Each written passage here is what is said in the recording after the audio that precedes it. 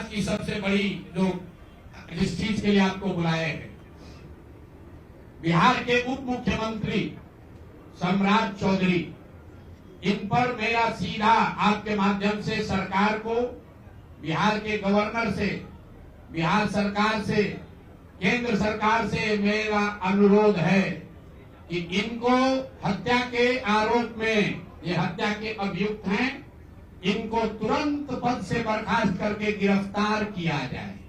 क्यों किया जाए ये समझिए। तारापुर में 1995 में 7 लोगों की जो हत्या हुई और 7 मारे जाने वाले लोग कुशवाहा समाज के लोग थे।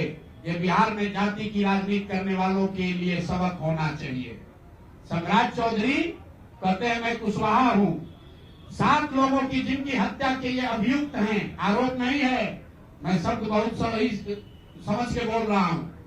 7 लोगों की हत्या के अभियुक्त राकेश कुमार उर्फ सम्राट कुमार मौर्य उर्फ Samrat Chaudhary, Tarapur case number 44/1995, note कर लीजिए।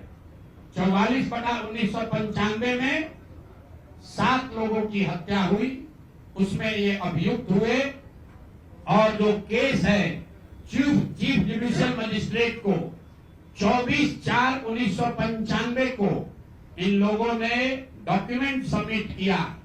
बिहार विद्यालय परीक्षा समिति का एक एडमिट कार्ड सबमिट किया जिसमें बताया गया कि KNVMH सम्राट, ये स्कूल का नाम है,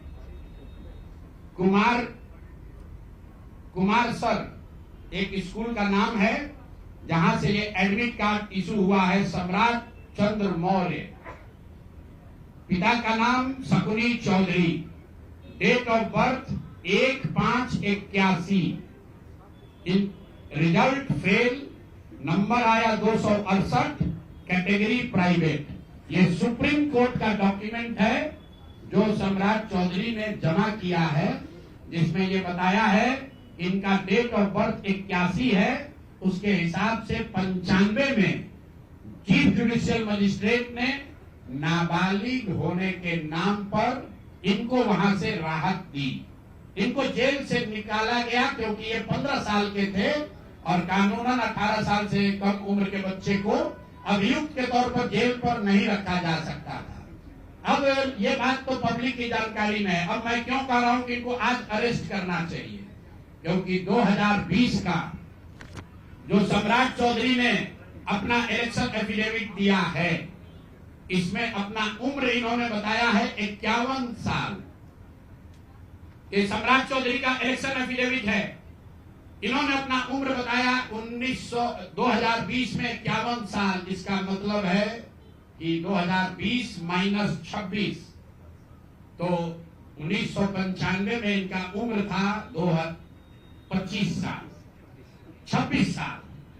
तो 26 साल के उम्र के आदमी को कोर्ट ने गलती से गलत सर्टिफिकेट के आधार पर नाबालिग होने के नाम पर अभियुक्त होने के बावजूद, ध्यान दीजिए, अभियुक्त होने के बावजूद इनको जेल से बरी कर दिया गया था कि ये 15 साल के हैं, जबकि इनका अपना डॉक्यूमेंट बता रहा है कि उस समय 26 साल के थे। तो 26 साल के उम्र के आदमी पर अगर 6 लोगों की हत्या का आरोप है, तो जब तक कोर्ट से वो फ्री नहीं होते हैं तब तक उनको जेल में होना चाहिए।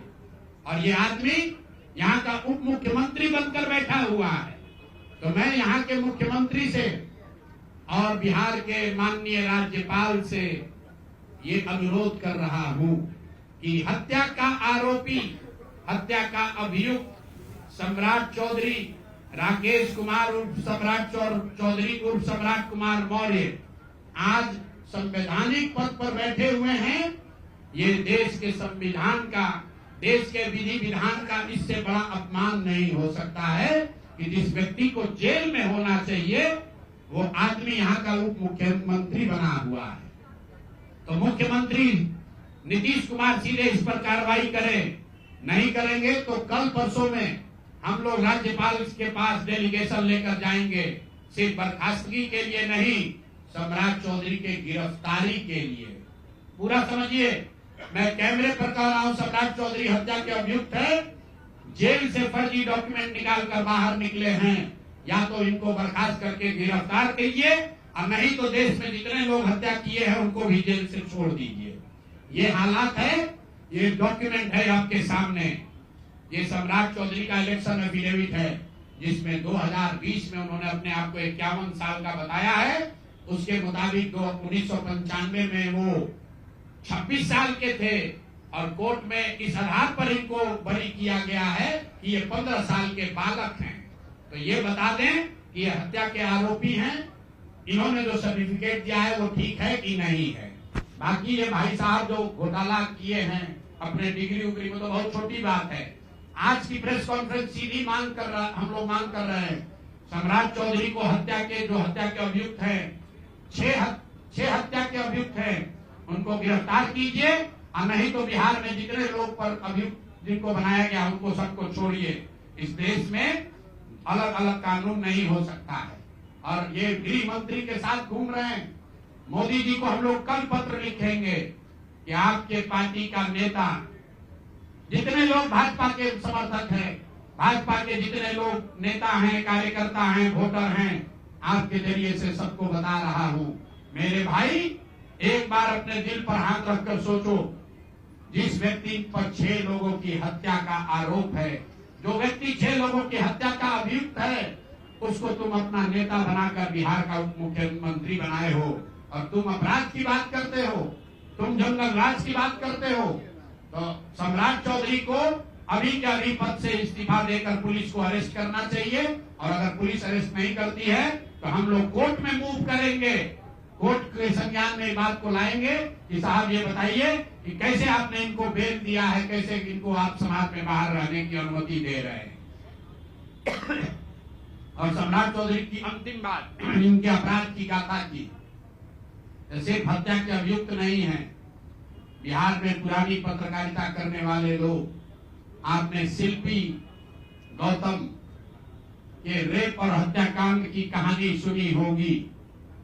आपने सुना होगा कि लालू जी के जंगल राज का जब चरम सीमा था, जितनी यहाँ माताएं बहने हैं, जो पढ़े लिखे लोग, समझदार लोग हैं, स्वच्छ छवि वाले बिहार में रहने वाले लोग हैं, याद कर लीजिए शिल्पी गौतम रेप और मर्डर केस, जिसमें एक डॉक्टर के लड़के को और शिल्पी गौतम के साथ ऐसा आरोप लगा था कि उनके साथ सामूहिक बलात्कार और उसके बाद उनकी हत्या कर दी गई थी। साधु यादव पर उसका आरोप लगा था, बड़ी हंगामा हुआ, सीबीआई में केस गया।